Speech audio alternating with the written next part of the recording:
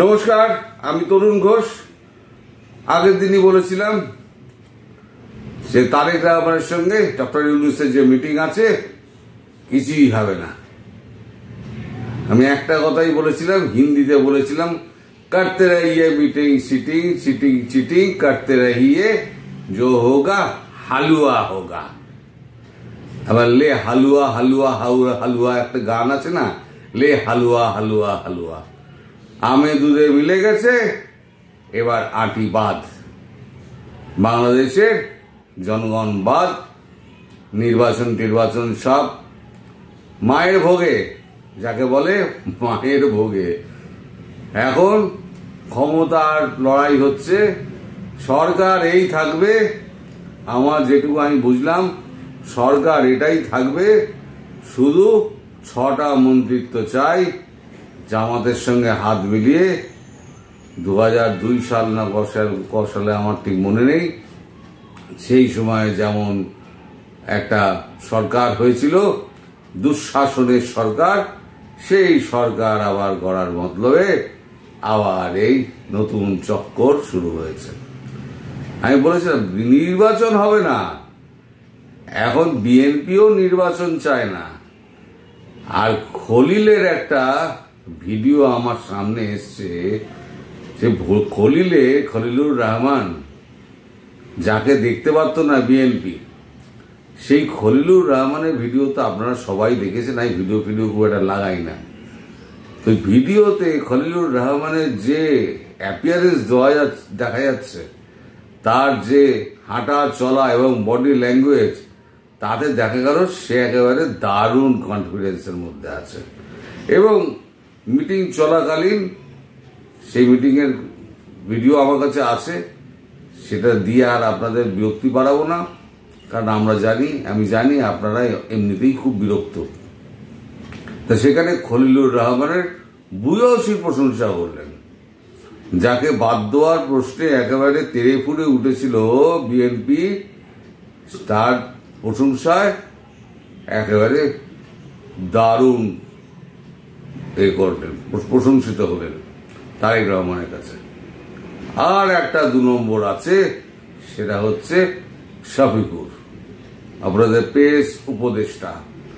সেই প্রেস উপদেষ্টা, তাকেও একেবারে দারুণ সার্টিফিকেট দিলেন। দারুণ মানুষ, খুব ভালো মানুষ, কারণ এদেরকে দিয়েই তো বাকি কাজটুকু করাতে হবে। যত রকমের 2 নম্বরই কাজ, এই চাঁদাবাজি, তারপর আপনার এই দলবাজি, মন্ত্রিত্বের ভাগাভাগি, দেশকে লুটে পুটে খাওয়া, সব তো মিলেমিশে করতে হবে। তাই মেলামিশেটা আমে দুধে এখন মিলেমিশে একাকার হয়ে গেছে। এবার আপনারা বাংলার জনগণ এবার হাত বগল বাজিয়ে ঘুরে বেড়ান, আপনাদের আর কিছু করার নেই। এই সরকার আপনাদের নির্বাচন দেবে না। সুতরাং আগেও যা বলেছি, এখনো তাই বলছি, আপনাদের বাঁচাতে পারে একমাত্র ভারত, একমাত্র ভারতই। এবং সেটা খুব দূরে হবে না। তার কারণ হচ্ছে, এই যে আমাদের আহমেদাবাদে যে বিমান দুর্ঘটনা হলো, সেই বিমান দুর্ঘটনা প্রসঙ্গে একটু আসি, তাহলে পরে আপনারা বুঝতে পারবেন যে হাওয়া কোন দিকে যাচ্ছে। এখন বিমান দুর্ঘটনা নিয়ে তদন্ত শুরু হয়েছে। বোয়িং এর সমস্ত লোক এসছে, তারা খুঁজে দেখছে। এখন প্রত্যেকটা পার্টস খুঁজে যদিও জ্বলে গেছে, প্রত্যেকটা পার্টস খুঁজে দেখা হচ্ছে, ধ্বংসাবশেষ খুঁজে। তাদের সন্দেহ হচ্ছে যে কার্গো যেখানে থাকে, সেই কার্গোর ওখানে অনেকগুলো সুইচ থাকে, তার মধ্যে একটা ফুয়েল পাম্পের সুইচ থাকে। এই ফুয়েল পাম্পের সুইচ প্রতিবার পাসওয়ার্ড চেঞ্জ করা হয়। আর এই পাসওয়ার্ড, 1 টাইম পাসওয়ার্ড, যখন বন্ধ করে দিল, কাজকর্ম করে বন্ধ করে দিল, ওটা আবার বরাবরের মতো লক হয়ে গেল। নতুন পাসওয়ার্ড দিয়ে তাকে আবার খুলতে হবে। এই পাসওয়ার্ড শুধু থাকে অ্যারোনটিক্যাল ইঞ্জিনিয়ার যে, তার কাছে। এবং সেই অ্যারোনটিক্যাল ইঞ্জিনিয়ারকে খুঁজে বার করা হচ্ছে বিভিন্নভাবে জিজ্ঞাসাবাদ করা হচ্ছে। সব থেকে মজার জিনিস যেটা, সেটা এখানে তুর্কির পাশাপাশি, যেহেতু তুর্কি গ্রাউন্ড হ্যান্ডেলিং এর মধ্যে ছিল, তুর্কির পাশাপাশি এখানে নাম উঠে আসছে বাংলাদেশের। বাংলাদেশের যে সমস্ত রোহিঙ্গা এবং বাংলাদেশি এখানে যারা ফলস আধার কার্ড, ভোটার কার্ড বানিয়ে কাজ করত, তাদেরকে ওই চাকরি নেওয়ার সময়তে কোথায় থাকছে তার বাসস্থানের ঠিকানা দিতে হতো। তা যারা ভাড়া থাকে তারা ওই রেন্ট এগ্রিমেন্টটা জমা দেয়। এখন যারা গতকালকে কাকতালীয়ভাবে 3 জন বাংলাদেশি, তার মধ্যে একজন হচ্ছে রোহিঙ্গা আর 2 জন বাংলাদেশি, তারা কিন্তু গতকালকে হঠাৎ করে অনুপস্থিত হয়ে যায়। আজকে এসছি কিনা জানি না। এবার যখনই অনুপস্থিত হয়ে যায় তখনই তাদের বাড়িতে খোঁজ খবর লাগানো হয়। পুলিশ গিয়ে যে রেন্ট এগ্রিমেন্ট অনুযায়ী সেই বাড়িতে গিয়ে দেখে বাড়ির মালিক বলছে এরা তো 7-10 দিন আগে বাড়ি ছেড়ে অন্যত্র কোথাও চলে গেছে। এবং যদি অন্য কোথাও যায় তাহলে পরে সেখানকার রেন্ট এগ্রিমেন্টটা কোম্পানির কাছে কিন্তু জমা দিতে হয় এয়ারপোর্ট অথরিটির কাছে। সেই রেন্ট এগ্রিমেন্টটা, নতুন রেন্ট এগ্রিমেন্ট জমা দেয়নি তারা।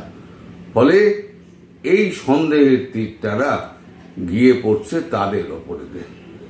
তাদেরকে এই 3 জনকে খোঁজা হচ্ছে, কিন্তু 3 জনকে এখনো খুঁজে পাওয়া যায়নি। জানি না, ভবিষ্যতে হয়তো পাওয়া যেতে পারে। যতক্ষণ না পর্যন্ত তদন্ত কমপ্লিট হচ্ছে ততক্ষণ পর্যন্ত কিছু বলা যাচ্ছে না। কিন্তু চারদিক দিয়ে যেরকম সমস্ত প্রমাণাদি উঠে আসছে তাতে এটা বোঝা যাচ্ছে যে ইঞ্জিনে ফুয়েলটা যাওয়া রাস্তাটা বন্ধ করে দেওয়া হয়েছিল। ওই যে পাসওয়ার্ড দিয়ে যে জায়গাটা মানে যে এটা খোলা হয়, সেখানে হচ্ছে ইঞ্জিনে তেল যাওয়ার যে রাস্তাটা, সেই নজলগুলো ঠিক আছে কিনা সেটা দেখার জন্য সেটা ঠিক করে দিয়ে, এখন হয় কি, ধরুন নজল যদি বন্ধ করে দেয় তাহলে ইঞ্জিনের পাইপ লাইনে যতটুকু তেল আছে ততটুকু তেলই কিন্তু ইঞ্জিনে যাবে। তারপর কিন্তু যদি ব্লক করে দেয় ওই এটা সুইচটা, অটোমেটিক্যালি সে লক হয়ে যাবে। তাহলে তেলের ইঞ্জিন যতটুকু পাইপ লাইনে আছে তারপরে আর কোনো তেলের সাপ্লাই হবে না এবং ইঞ্জিন বসে যাবে। এই দুটো ইঞ্জিন যখন একসঙ্গে বসলো না, তখনই শহর নড়ে গেছিল যে ড্রিম লাইনারের মতো একটা এত ভালো প্লেন, 1200 প্লেন তারা রপ্তানি করেছে, এখনো পর্যন্ত একটাও কোনো অ্যাক্সিডেন্ট হয়নি। এই প্রথম একটা ড্রিম লাইনার অ্যাক্সিডেন্ট হলো। ফলে ড্রিম লাইনারের সবার প্রশ্ন গিয়ে একটাই গিয়ে দাঁড়িয়েছিল, দুটো ইঞ্জিন একসঙ্গে বিকল হলো কি করে অ্যাট এ টাইম। এবং যেটা আরো সন্দেহ সেটা হচ্ছে টারবাইন মেশিন। টারবাইন মেশিন একটা থাকে, দুটো ইঞ্জিন স্টপ হয়ে গেলেও টারবাইন মেশিন দিয়ে কিন্তু ল্যান্ড করানো যায়, কিন্তু সেই টারবাইন মেশিন কিন্তু বন্ধ করা ছিল, সুইচ দিয়ে বন্ধ করা ছিল। ফলে all eyes goes on turkey, Pakistan and Bangladesh. এবার বাংলাদেশের যদি নাম একবার কনফার্মেশন হয়ে যায় তাহলে মোহাম্মদ ইউনূস কিন্তু বাঁচবে না। আর আপনাদের এই দুর্ভাগ্য আপনাদের অন্ত হয়ে যাবে খুব শীঘ্রই। এটা খুব বেশি হলে আর 7 দিন হয়তো সময় লাগবে, কারণ ব্ল্যাক বক্স পাওয়া গেছে এবং ব্ল্যাক বক্স থেকে যে সমস্ত তথ্যগুলো উদ্ধার করে এবং বিশ্লেষণ করা হচ্ছে শেষ মুহূর্তে কি ঘটেছিল। তবে বাংলাদেশের দামে যদি ইঞ্জিন ফিঞ্জিন বন্ধ হওয়ার ব্যাপারটা যদি পাইলটদের মুখে যদি আসে যে ইঞ্জিনের ফুয়েল স্টপ হয়ে গিয়েছে, আমরা বন্ধ করে স্টপ হয়ে গিয়েছে, তার মানে কনফার্ম হবে যে যাই হোক না কেন ভেতর দিক দিয়ে কার্গোর দিক দিয়ে করা হয়েছিল। আর কার্গোর ভেতরে কারা ঢোকে? কার্গোর ভেতরে ঢোকে অ্যারোনটিক্যাল ইঞ্জিনিয়ার যে, আর সে এবং হচ্ছে এই যারা হচ্ছে লাগেজ ওঠায়, যারা নামায়, তারাই ওর মধ্যে ঢোকে। তাহলে এর মধ্যে আমি বলেছিলাম না যে কেল্লার দরজা ভেতর দিক দিয়ে খোলে, তাহলে কেল্লার দরজা ভেতর দিক দিয়ে খুলেছিল। এখন এই তদন্ত কমপ্লিট হোক, তারপর বোঝা যাবে যে কি হবে, অফিসিয়াল রিপোর্টটা হাতে আসুক। তবে এই যে এখন মন্ত্রিত্ব ভাগাভাগি হচ্ছে না, তারপরে তো আপনার নানান রকম প্ল্যান অ্যান্ড প্রোগ্রাম হচ্ছে, তারেক রহমান বাড়ি ফিরবে, দেশে ফিরবে, সেই সমস্ত ব্যবস্থাও হচ্ছে। খুব সুন্দর খাতির যত্ন হয়েছে, দারুণ সুন্দর পরিবেশে মিটিং হয়েছে। ইউনূস বলছে এত সুন্দর আবহাওয়া আমি ইদানিংকালে দেখিনি। তারেক রহমান বলছে আজকের আবহাওয়া খুব সুন্দর। আবহাওয়া সুন্দর, কিন্তু পরিবেশ খুব খারাপ। ডক্টর ইউনূস খুব খারাপ, সতর্ক হন। যদি মনে হয় যে বাংলাদেশের লোক এর সঙ্গে জড়িত আছে, তা আপনার পরিবেশ যে কত খারাপ হবে আর আপনি যে কি দুর্দশার মধ্যে পড়বেন সেটা সময়ই বলবে। আপনারা সবাই ভালো থাকবেন, সুস্থ থাকবেন এবং সাবধানে থাকবেন। নমস্কার।